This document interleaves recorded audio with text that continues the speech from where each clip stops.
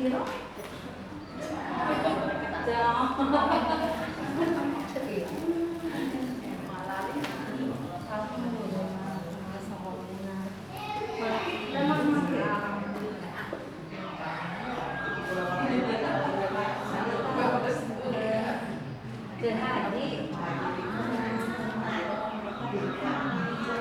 Haji, Daramang.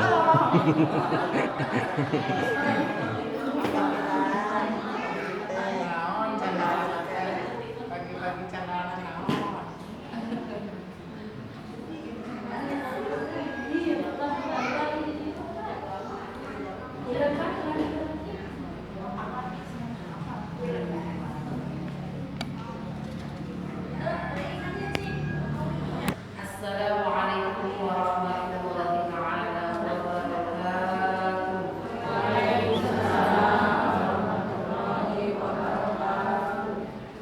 Bismillahirrahmanirrahim. Alhamdulillahirabbil alamin. Wassalatu wassalamu ala asyrofil anbiya'i wal mursalin. Sayyidina wa nabiyyina Muhammadin wa ala alihi wa ashabihi ajma'in, amma ba'du. Faqala rabbi shrah li sadri wa yassir li amri wahlul 'uqdatam min lisani yafqahu qawli. Rabbi shrah lana sudurana ya Allah, lapangkan dada kami semua. Wa yassir lana umurana, dan mudahkan segala hal yang menjadi urusan kami. Allahumma ftah lana abwaaba rahmatika. Ya Allah, bukakan bagi kami pintu kasih sayang-Mu.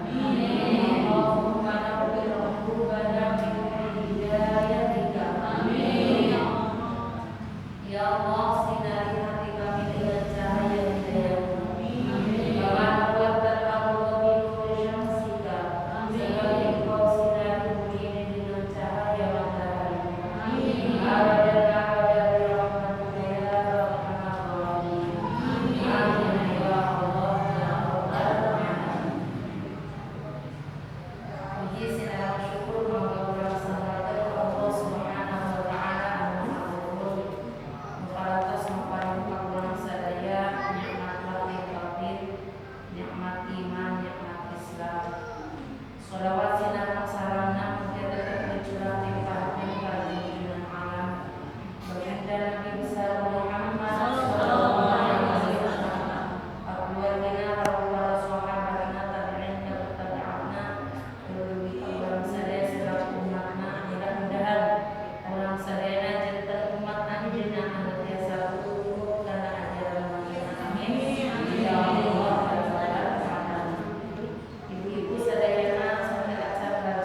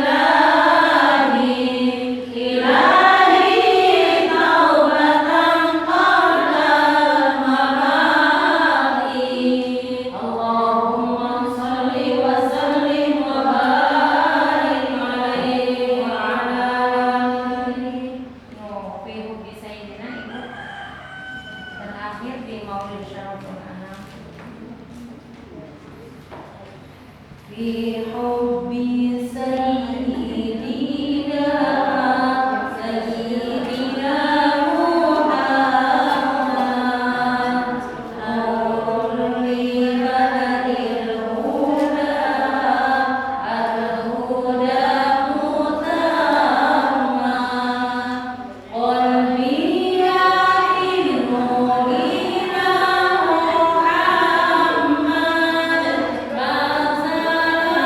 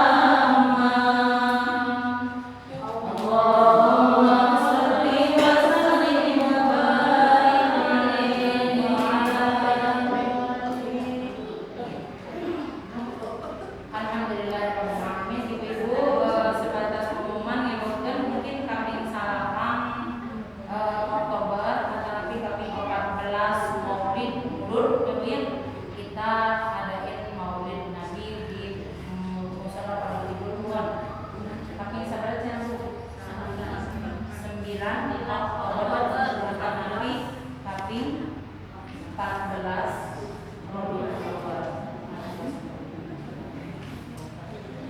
Bismillahirrahmanirrahim. Ibu-ibu sadayana, la yasilul amru ila hadratil qudsiyah illa bil adab.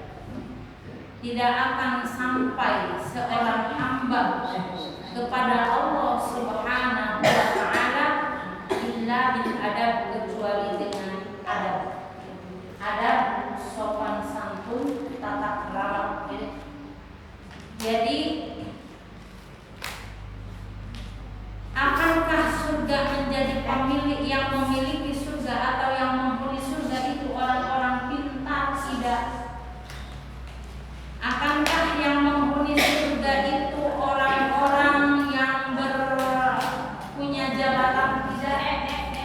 Tapi la yasilul amru, tidak akan sampai seorang hamba Allah Subhanahu wa taala ila hadratil qudsiyah illa bil adab, ke hadirat Allah Subhanahu wa taala yang maha suci kecuali dengan adab sopan santun.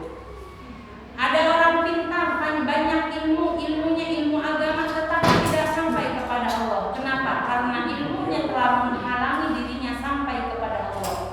Kenapa? Karena tidak ada adab. Makanya adab yang lebih tinggi daripada ilmu yaitu akhlak, adab dan akhlak. Oleh karena itu pendidikan akhlak, pendidikan adab itu penting bagi kehidupan manusia. Kadang-kadang jalma ari keur di papatahan leutik keneh ku urang ari geus gede geus jadi sambuan seseorang, lupa sama yang ngaji papatahan ari batata jeung hafal. Dia merasa tidak dari awal dulu. Padahal ada guru mursyid dia yang perlu hormat kita kepada mereka. Ya, jadi jangan sampai murah kali anu baheula di papatahan lalu melupakan begitu saja gurunya. Jangan sampai. Ya, mohon.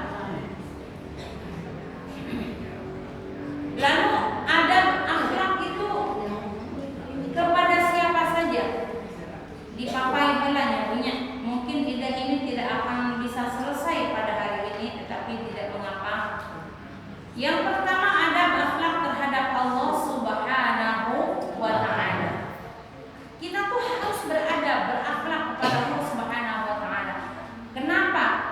Kita aja, Bu, kalau seumpamana maaf ya Bu ya, ada anak kecil yang mana salaman pada jabatan seperti ini saja kita ya Allah budak leutik keneh tetapi henteu aya sopan santuna, murang kali tetapi teu aya adab tata krama akhlakna.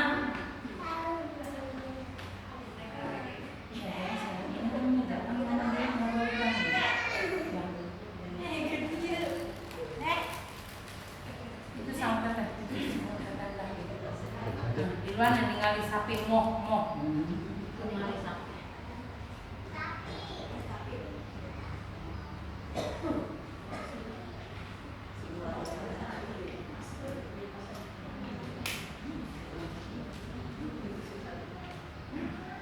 Manusia itu harus beradab kepada Allah Subhanahu wa taala. Adab itu penting. Bagaimana ciri-ciri orang beradab? Ibu kalau mau sholat, kita ibu yang lebih diutamakan menghadap Allah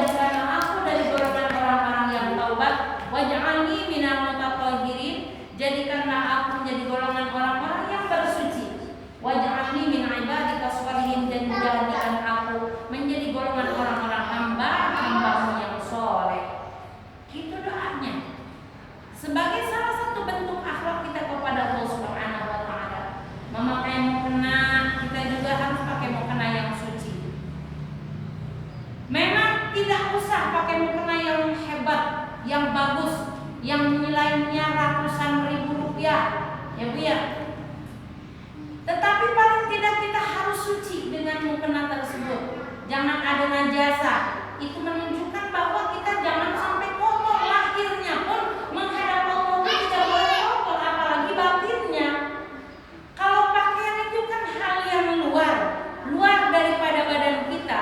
Itu harus sebagai salah satu bentuk adab kita pada Allah Subhanahu wa taala. Itu harus dijaga dari najasa, dari najis mukhaffafah, mutawassithah, najis mughalladhah, harus terjaga dari najis sebagai salah satu bentuk adab kita kepada Allah Subhanahu wa taala. Jadi lahirnya pun harus bersih dari noda, batinnya pun kita harus mukhlis lillahi ta'ala. Salah satu hadis Rasulullah sallallahu alaihi wasallam, "Ma huwal ihsan?" Apa yang dinamakan ihsan? Sahabatnya Rasul ceritanya begini. Rasulullah sallallahu alaihi wasallam itu sedang berkumpul dengan para sahabatnya, tiba-tiba ada seorang laki-laki yang mana tak tampak perjalanan jauh darinya. Jadi laki-laki tersebut sepertinya bersih pakaiannya, tidak menampakkan diri bahwa dia telah melakukan perjalanan jauh. Dan itu memang Jibril alaihi salam datang kepada Rasulullah sallallahu alaihi wasallam untuk mengajarkan kepada para sahabat tentang ilmu-ilmu agama. Jadi ngajar gedeg janten jami anu soleh anu mana laki-laki jenis kelaminnya ya Bu ya. Walaupun malaikat itu tidak berjenis kelamin, tetapi ketika sedang ada keperluan kepada Nabi Muhammad sallallahu alaihi wasallam, maka Allah berikan kekuatan kekuasaan kepada malaikat untuk merubah dirinya menjadi sesuatu yang dia mau. Nah, ceritanya Ibu, la yurafiha atharus safari. Tidak dilihat bekas perjalanan jauh. Dan akhirnya malaikat Jibril tersebut duduk di pinggirnya Rasulullah sallallahu alaihi wasallam, wa wada'a dan menaruh kafaihi ila fakhidaihi, menaruh tangannya pada paha Rasulullah sallallahu alaihi wasallam. Faqala, nah di akhir kata, ma huwal ihsan, wahai Muhammad, apa yang dinamakan ihsan? Al-ihsanu an ta'budallaha ka'annaka tarah, fa in lam takun tarah fa innahu yarak.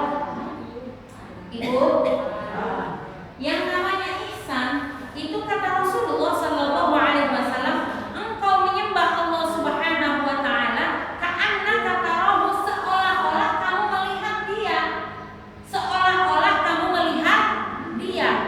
Fa in lam takun tarah, kalau engkau tidak bisa melihatnya, maka fa innahu yarak, sesungguhnya Allah itu melihatmu. Jadi Ibu gini, Umi analogikannya seperti ini. Ibu, maaf ya Bu ya, kalau seumpamanya Ibu ada keperluan minta bantuan dana atau apapun itu ke Bapak Bupati misalkan, dari mulai cara jalan sudah diatur, harus waktu ente maaf itu dipainin Bupati, ente nyamunya. Karena apa? Tidak sopan, betul. Dan ketika Ibu menghadapnya, ketika Ibu menghadap Bapak Bupati yang terhormat dengan keperluan Ibu ingin dibantu, misalkan Ibu lagi ada pembangunan ini ya anu gitu ya Bu ya, Ibu ingin dikabulkan permintaan Ibu, permohonan Ibu, kira-kira di dalam pikiran Ibu masih mikirin sawah enggak? Enggak. Ibu masih mikirin suami lagi kerja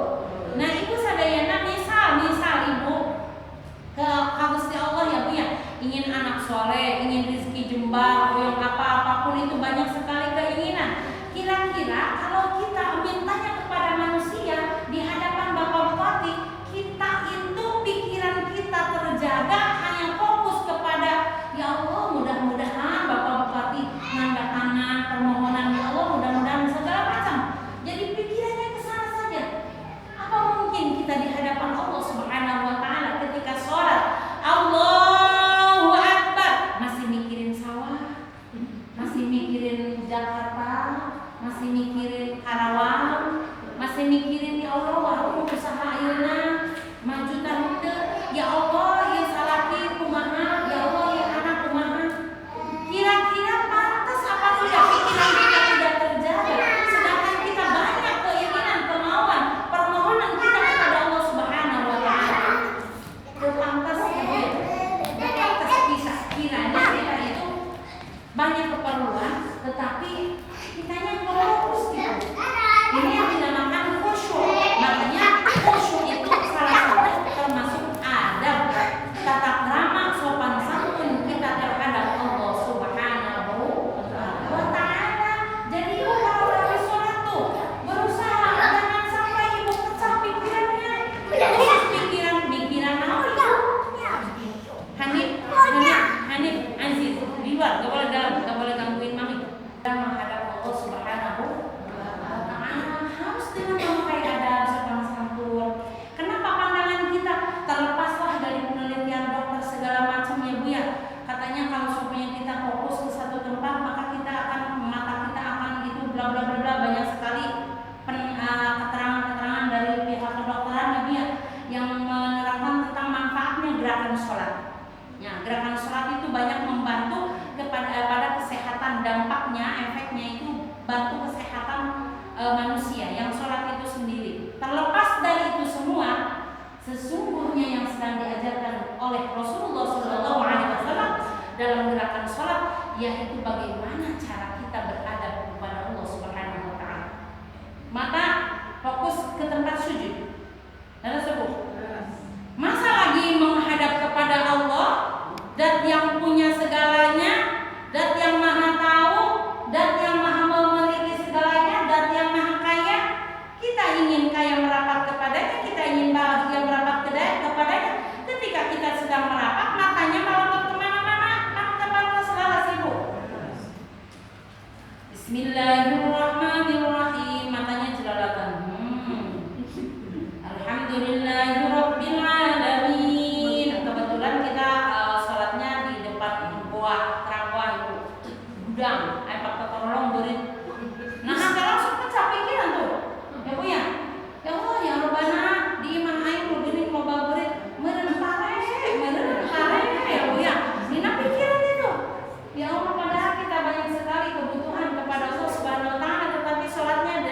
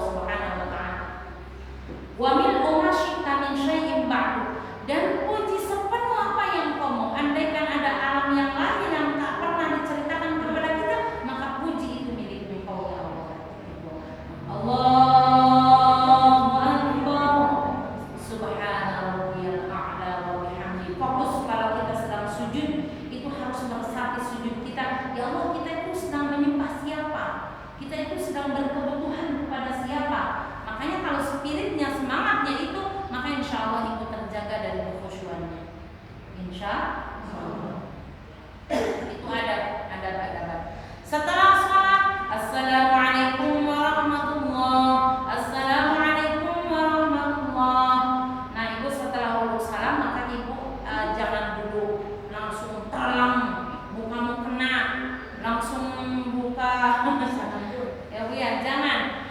Jadi ibu ini dulu slow dulu, santai. Astagfirullahaladzim. Itu depan baru tadi kita menghadapkan. Kita sekarang mau itu ke permohonan kepada Allah Subhanahu wa taala dengan doa dipungkas dengan doa ya Allah, kirim subhanallah 33, alhamdulillah 33, Allahu akbar 33, la ilaha illallah 33 aja, udah minimal segitu.